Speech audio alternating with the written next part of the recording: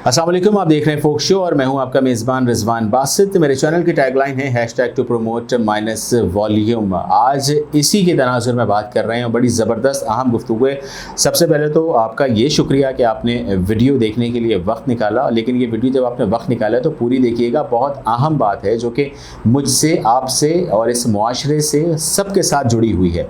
और मौजू है क्या है, हालात की ख़राबी और हमारा ज़ाविया निगाह, जो कि बहुत ज़रूरी है। ठीक है, क्या हमने या आपने कभी अपने आप को इस मुकाम पर पाया है जहां आपको ये ख्याल आया हो कि हालात इससे ज़्यादा मज़ीद ख़राब नहीं हो सकते, जहां आपको महसूस हुआ हो कि मैं या ये मेरी ज़िंदगी का बदतरीन दौर है जिससे मैं गुज़र रहा हूं और मैंने कभी भी नहीं सोचा था कि मैं इस तरह के हालात का शिकार हो जाऊंगा, और आपको लगता हो कि सारे रास्ते बंद हो चुके हैं और आप इन हालात को सुधारने के लिए कुछ नहीं कर सकते। और हम में से बहुत से लोगों के साथ जो है वो ज़िंदगी में ऐसा होता है, बिल्कुल ऐसे ही जिससे फरहान को गुजरना पड़ा। फरहान कराची में एक तामीराती फर्म में काम करने वाला एक सुपरवाइज़र था। वो अपनी बीवी और अपनी 2 साला बेटी मरियम के साथ एक कमरे के घर में किराए पर रहता था, और फरहान की जितनी तनख्वाह थी और वो उसमें मुश्किल से ही गुजर बसर करते थे। ये पिछले साल कोविड का आगाज़ था। जब ये कोविड का सिलसिला शुरू हुआ था, दुनिया भर में एक हंगामा मचा हुआ था, एक ज़ोर शोर से सब जानते हैं, और लॉकडाउन का भी ऐलान हो चुका था। पहले ही माह में उसको ये बताया गया कि उसकी तनख्वाह आधी की जा रही है और उसके पास बमुश्किल इतनी बचत थी कि वो 3 माह का घर का खर्चा जो है वो चला सके। अब उसको घर से काम करना था और काम के जो घंटे थे वो बढ़ा दिए गए थे, लेकिन उसकी तनख्वाह कम हो गई थी। बहरहाल आधी तनख्वाह और थोड़ी सी बचत में से पैसे डालकर इतना हो जाता था कि महीने का खाना पीने का जो खर्चा है वो निकल जाए। घर से काम करने में उसे बहुत दिक्कत होती थी क्योंकि एक ही कमरा था और 2 साल की मरियम का रोना और खेलना भी वहीं होता था। तो फरहान के मैनेजर ने कई बार ये तंबीह की थी कि तुम्हारे पास शोर बहुत होता है, किसी और जगह पर बैठो, लेकिन वो कहाँ बैठता। घर में कोई और जगह भी नहीं थी सिवाय एक छोटे से वॉशरूम के, और वर्क फ्रॉम होम कैसे होता। यहाँ तक कि जुलाई 2020 में वो दिन भी आ गया जब सीईओ साहब ने सबको एक हंगामी मीटिंग के लिए बुलाया और ये बताया कि वो कुछ लोगों को फारिग कर रहे हैं। चारों तरफ कारोबार बंद हो रहे थे और कंपनी के पैसे भी मार्केट में फंस गए थे, और कस्टमर्स जो हैं वो पेमेंट नहीं कर रहे थे।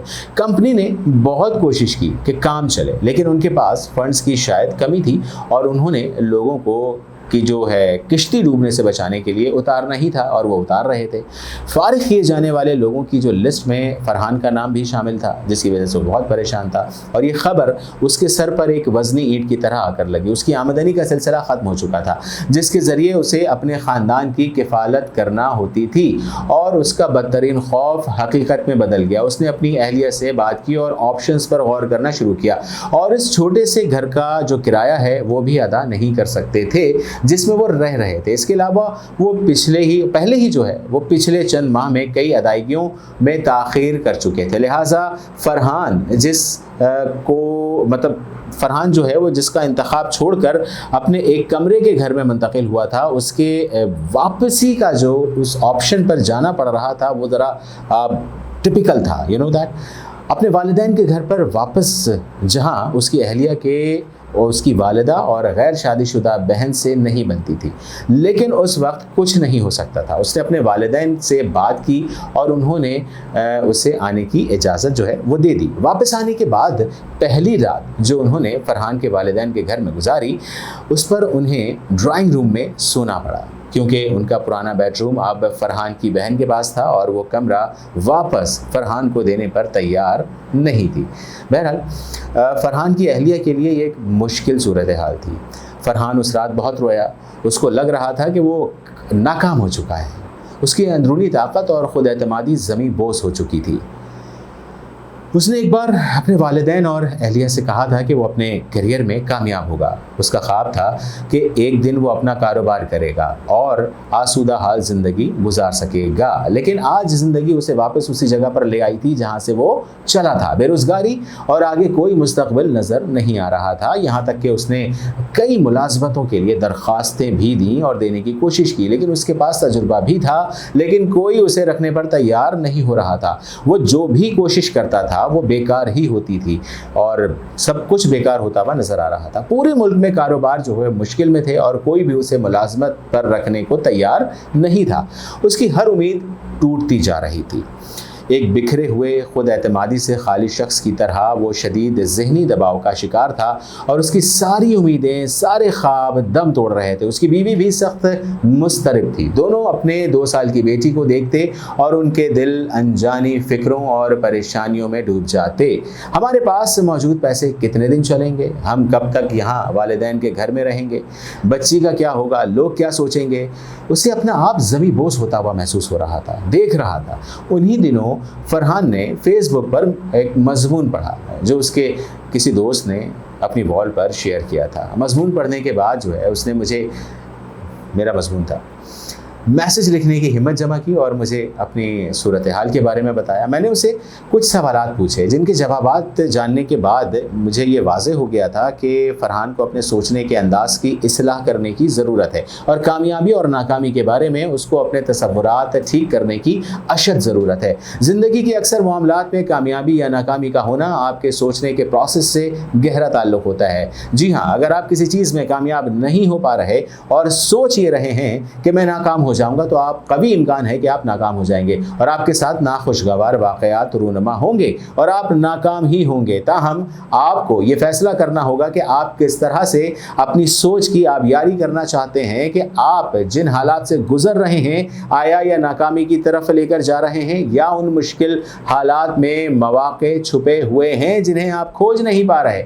अगर आप हमेशा उन चीज़ों के बारे में सोचते रहेंगे जो आपने ज़िंदगी में खो दी हैं, या अगर आप हमेशा उन तमाम तकलीफ़ों के बारे में सोचते रहेंगे जिनसे आप गुज़र रहे हैं, तो आप कभी भी आगे नहीं बढ़ पाएंगे। ये सोचें कि आपके पाँव की बेड़ियां बन जाएंगी। याद रखिए, आप हमेशा अपने नुक्ता नज़र और अपनी सोच तब्दील कर सकते हैं। अगर आपके ऊपर मनफी सोचों का गलबा है तो आप मुस्बत सोचों को अपनाने के लिए शऊरी तौर पर कोशिश करें। फरहान के हालात बहुत ख़राब थे, लेकिन उसके पास 2 में से एक इंतखाब था। एक ये कि वो हर वो चीज़ देख सकता था जो उसके साथ हो रही थी और अपने लिए सिर्फ अफसोस और डिप्रेशन महसूस करता रहता, और या कह सकते हैं आप कि वो उन हालात को एक नए मौके के तौर पर देखता।